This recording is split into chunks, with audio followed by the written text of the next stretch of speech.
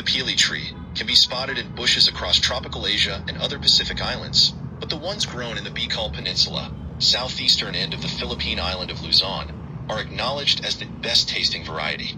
Home to at least 5 active volcanoes, one of which is the perfect coned and world-admired Mayon volcano, Bicolandia is a fecund mix of volcanic soil and generous rainfall. That typhoons regularly pass through the region does not even pose a problem to Bicolano pili growers, as the pili tree is known as a stress tree.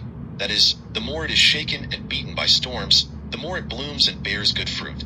The Philippines is the only country capable of the commercial production and processing of pili nut-based food and byproducts, with Bicol supplying 80% of the total output volume of world supply.